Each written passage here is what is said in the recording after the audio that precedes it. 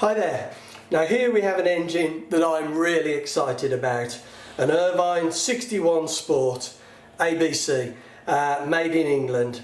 Now I'm really excited about this for quite a few reasons.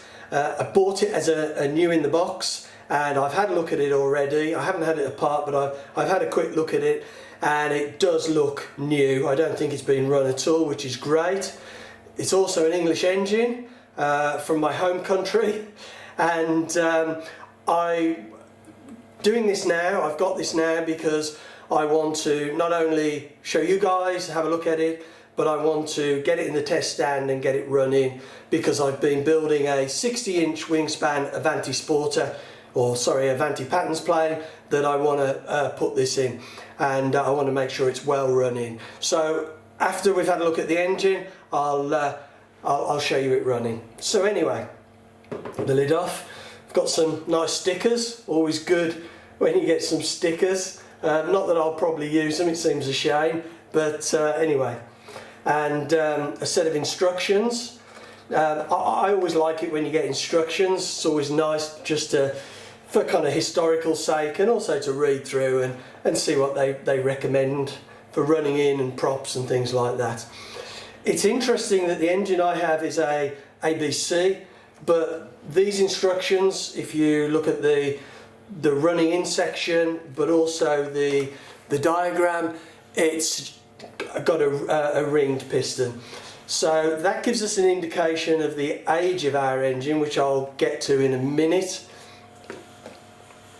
So here we go, and here we have this lovely, nice, clean Irvine 61, which I'm really excited about. Now, I believe these engines, I'm fairly sure, were introduced in 1981, and I think this engine is from the late 1980s. The reason I think that is because it still has the resin plastic reinforced carb, which were replaced in 1989 with the Aluminium carburetor. Now these carbs are great. I've run them on a few engines and I really like them. I believe there were problems with some of the very early ones where they were responding to the nitromethane, but these, I think they're great. They have a lovely smooth action. So, introduced in 1981, the carbs, aluminium carbs, were introduced in 89. So it's somewhere between 81 and 89. But because this is a ABC engine and the instructions I have are for a ringed engine, and the ringed engines were introduced first, then later on the ABCs came in, and so I think this is a slightly later engine, so maybe 86, 87, 88, something like that. So there we go, Irvine, got the maker's name. It's nice, it's still got the caps to cover the exhaust, and still got the carburetor cap on there as well, or the carb cap. What I'm going to do with this, which I think is a really good thing to do, and I'd recommend anybody does, is when you get a brand new engine, to take the lid off, take the head off, take the back plate off, and just have a look inside. I've heard horror stories of people running engines where they're brand new from the factory and they've had bits of swarf in them that have just completely wrecked the engine. So I'm going to do that in a second, and we'll hopefully not find anything that horrifies us. One of the things I believe about this engine is that the actual pin here, the crank pin for the prop, is actually removable. It doesn't feel like it is at the moment, but I believe that will unscrew. Looking at the instructions, that's true. So there we have Irvine 61, made in England. And I really love these retro carbs with the straight through exhaust. I know they're not quite as practical because they perhaps throw a little bit more oil onto your plane, but I think for a retro Avanti patterns plane, that is going to look so good. So I really like the design of that. Got Irvine on there as well, made in England. And again, I mean, it doesn't smell. It's brand new. So I'm really pleased with that.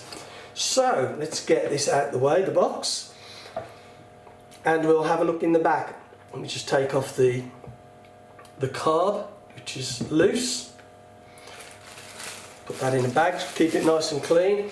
What I'll probably do is I will probably just fast forward to the end of this process, because I don't want to rush taking these screws out in case I scratch one or make a mistake. So I'm going to be taking this nice and slow. These are imperial screws. I'm using a 32nd driver.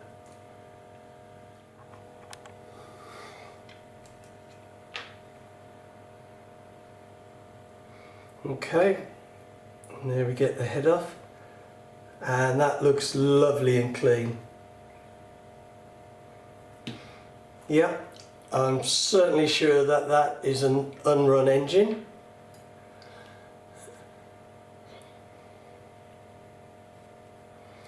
Actually there's a little bit of oil in there, but very little, so I won't be turning that over too much until I get some oil in. And now I'll just have a quick look in the back. Just be very careful not to damage the gasket, but that's not stuck at all, which is nice. So again, because it's an unrun engine, I guess. And again, lovely and clean. Very little oil, just a surface coating, but no rust at all, which is nice. Which is another good reason to have a look in a brand new engine that's been sat around for a while. So let's just lift that up a little bit. It's a little bit dark in there, so I don't know how well that shows up, but I'm quite pleased with that, and I'm quite happy to run that.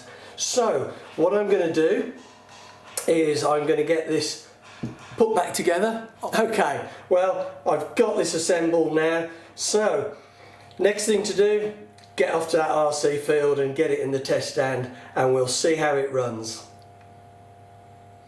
Hi there, just arrived at my local airfield, and I've got this lovely brand new Irvine 61 ready to be clamped into the test stand, and I am really excited to see how this goes.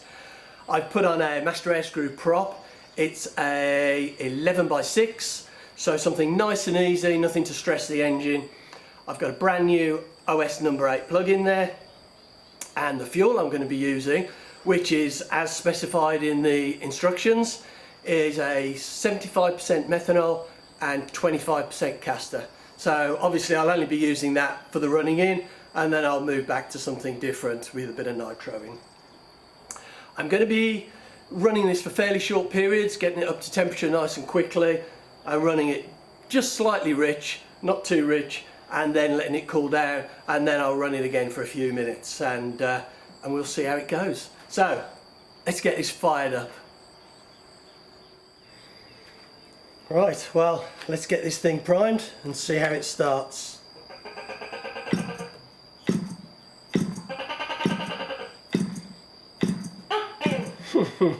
And a tuck-egg just on cue. Right.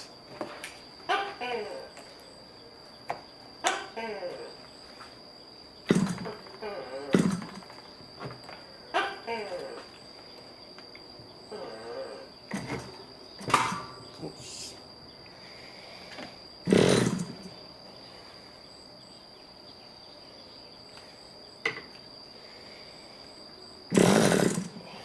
Almost.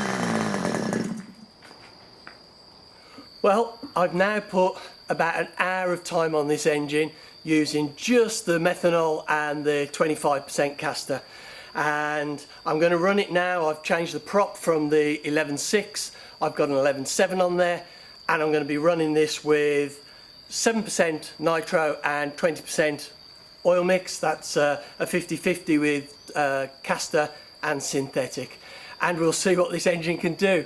I know I could have run it in the air on the plane, but this is going on a new plane, on the maiden flight. I don't want to have any issues with the engine, so I just want to make sure everything's good and make sure this engine's running as sweet as it can. But anyway, let's take a look and see what it can do.